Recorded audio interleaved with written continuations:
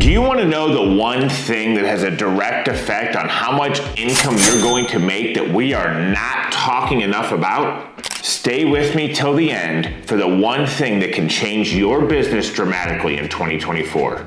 Hey, it's Mark here with the Hill Group, brokered by eXp Realty, where my team and I have had the privilege to sell over 1,300 homes along the beautiful Florida Emerald Coast in the past 10 years alone. For all you new agents out there, do you know what DOM stands for? Days on market. This refers to the number of days a property has been listed for and for sale on the market. This is something us old fogies know all about. It's a crucial part of the selling process, especially if you were around prior to COVID. It is a crucial metric for agents, sellers, and buyers, as it offers valuable insights into the current market dynamics.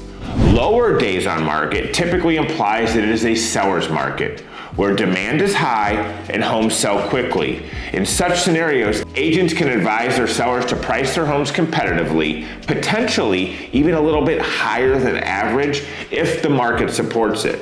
This is exactly what we just went through from 2020 through 2022. Higher days on market suggest that it's a buyer's market, where pricing should be more cautious and possibly a little bit below market average to attract interest. And you will see more seller sessions during a buyer's market.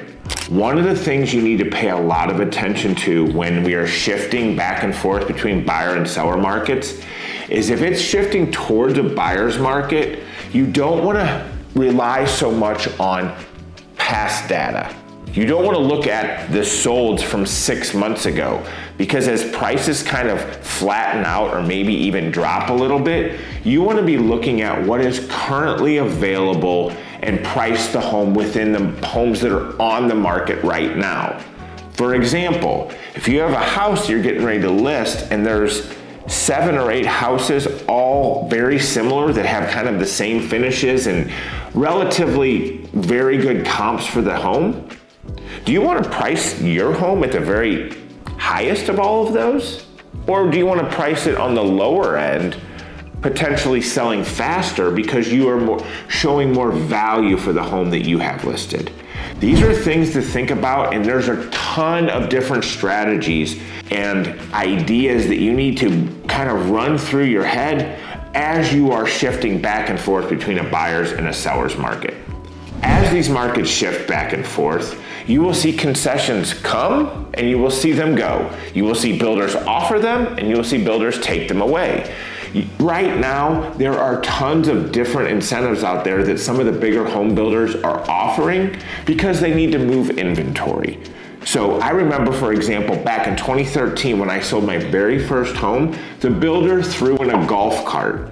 This house was about 4 blocks from the beach, over Miramar Beach. It sold for $350,000. It's probably an $800,000 or higher house today. But the market was different. The builder needed to incentivize buyers to come and put offers in on their properties. So you have to think about what type of market you're in, what kind of concessions you can get the builder to throw in. One of the things you may have a challenge with is getting a builder to reduce their sale price. You know why? Because usually they've got 10 other homes very similar to that one that they have to sell. So they've got to keep that price relatively flat across the board. So that way they don't have appraisal issues down the road because they discounted one house early on in the process. But they are willing to give you more concessions, throw in the fridge, the blinds, different flooring, all of those things they can do, but they're gonna probably keep that price very steady with the rest of the market so they don't hurt themselves long term. Homes with a lower days on market may attract more aggressive offers. Buyers perceive these as being like hot properties, if you will. They just hit the market, so they're more willing to pay more for these homes. While properties with higher days on market require more innovative marketing strategies or concessions to attract the buyers. I like to call this chasing the buyers. You have to do something in order to chase them down and throw a bone in front of them. Instead of properly pricing the property when you take the listing, and you're going to attract buyers to the home. Give me a shout to learn how you can avoid this when you are pricing your properties. I'm happy to help and educate anybody I can to be a better realtor long term. Now, let's flip over to home buyers and the strategies to look for. Homes with the higher days on market may offer more negotiation leverage for your buyers. Sellers of such properties might be more willing to negotiate on price and or the terms of the contract. But be careful in relaying this to your clients too soon, because this may not always be the case. A home could be priced right with the days on market going up due to seasonality, being in the off season, and it doesn't necessarily mean the seller's in a fire sale and willing to take a lot less for the property. We see this yearly in the fall and into the winter months as days on market start to add up because we have less buyer activity. And as we shift into the spring market, buyer activity increases, so therefore days on market stays lower. So if a seller is not in a hurry and their home could be on the market for 60 to 90 days, even more, if they come into the spring market, those days on market may be higher, but yet they're priced competitively within the market, and you may see it go under contract with little to no negotiation on price. Don't fall asleep at the wheel though. Just because a home has been on the market for 60 plus days doesn't mean you can take all the time in the world to make an offer. In my 10 plus years as a real estate professional, I have probably had this happen 15 or 20 times where a home has been on the market over 60 days and we ended up in multiple offers. So if your client is dragging their feet or thinking about making an offer and just thinking they have time because the days on market are at 150, do not sleep on it.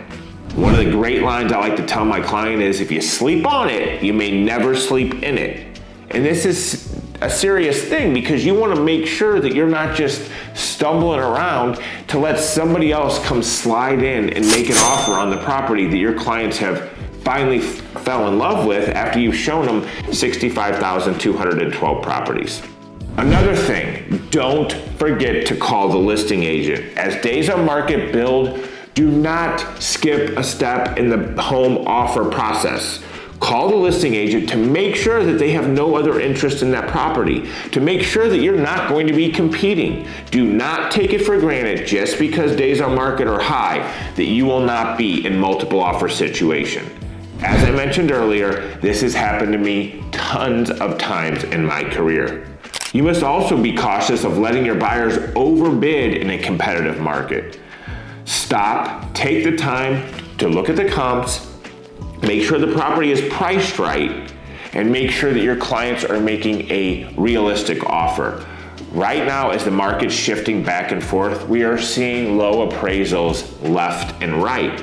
And it's because agents are not educating their sellers on what is actually happening in the market.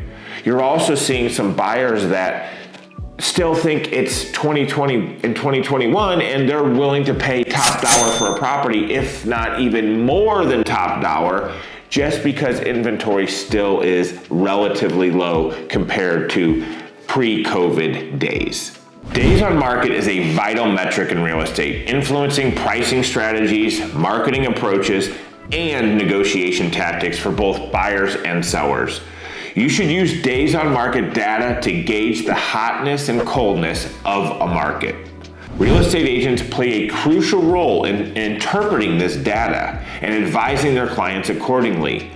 Don't leave it up to them to interpret days on market, what they think it is. It's our job to help educate them.